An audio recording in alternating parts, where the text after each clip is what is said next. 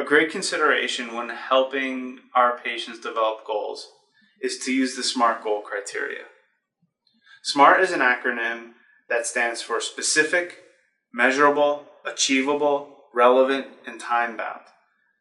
Specific means that we're asking the patient to choose the most important goal to them and target a specific area that they find or think is achievable. Measurable means the goal is able to be quantified or has a suggestible indicator that we can measure progress. Achievable ensures the plan and the goal is attainable and realistic for the patient.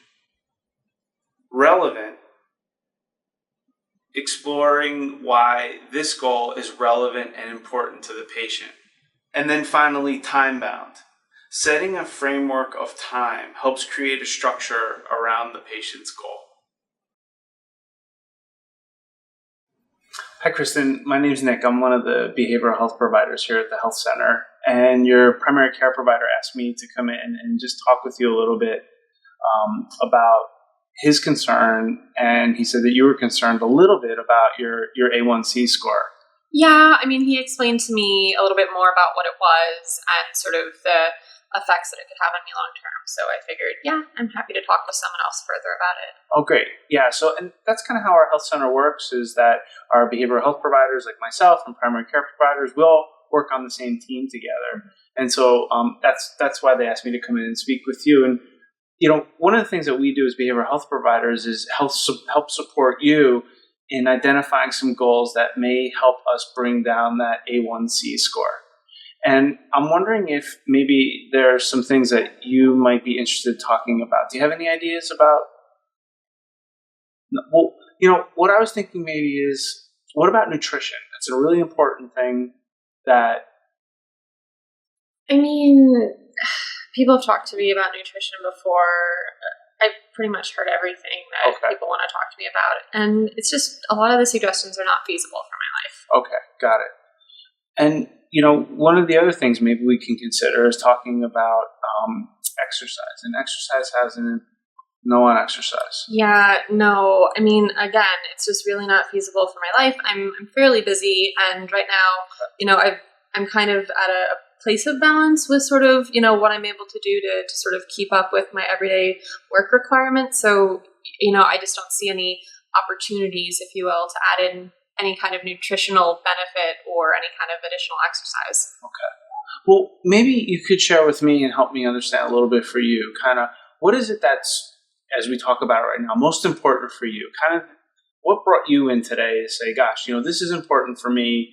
You know, I'm aware of my A1C score, but what do you think is most important for you that A1C score might impact? I mean, really, what I'm focused on right now is continuing forward in my career. You know, for a little while, I wasn't able to sort of, you know, be a stable presence at my office, but, you know, through some sort of corrective steps, I was able to, you know, be more of a presence. And it's really important to me to be able to maintain that. So I don't really want to do anything that would rock the boat, if you will, on sort of the balance that I've been able to find. Well, that's great. So it sounds like we're not working for a little while and then got yourself back to doing a job that you're really enjoying right now. Yeah, that's exactly right. So, well, how far away is your job from where you live? It's probably a little bit under a mile. I mean, I live in a fairly large city, so it's fairly, about a little less than a mile. And so how do you get to the job in the morning or home at night? Yeah, I have to take the bus, which is, I mean, maybe some people like the bus, but I don't like the bus. I usually end up fairly nauseous by the end of the ride, too. Oh, boy. Okay. Well, you know, I was just kind of thinking, I know work's so important to you. Mm-hmm. What do you think about if we took a look at maybe sometime during the week, you considering walking part of the way to work? Oh. I mean, I guess one of my coworkers, Stacy, has mentioned that she's doing some kind of fitness activity, trying to get like a certain number of steps. She walks a lot, though. Okay.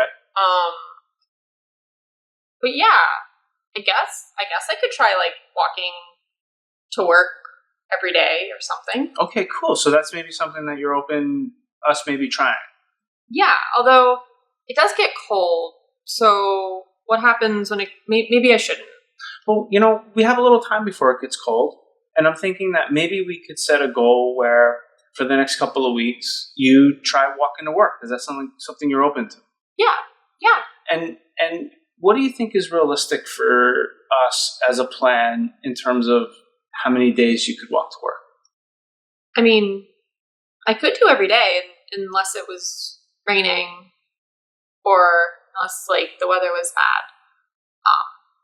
But That's then great. But then if I do every day, then sometimes I have to carry things to work and I don't always know. So maybe not every day. Yeah, I think, if you want to walk to work every day, that's great.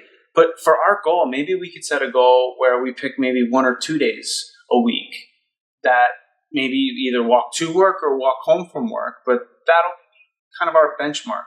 Do you think that might be a good number for us? Yeah, I can probably do 1 day a week. 1 day a week. Yeah. So why don't we go ahead and set that as our plan? And I'm going to go ahead and put that into the EHR as your plan, and we'll give you a copy of this. And this way the entire team knows of what we agreed upon today, that you're going to walk to work either to or from at least 1 day a week for the next couple of weeks, because we're going to see you in 3 weeks. Does that sound like a good plan for us to get started? Yeah, so I would be walking to work at least 3 times between now and then? Right. Oh. And 1 time per week. Okay. And I'll write that all up so you have it, and you can bring it home and keep it with you, or put it up on your refrigerator, or a place where you can remind yourself about it. That sounds good. Okay, great. I'll go ahead and get that done. Thanks, Nick. Thanks.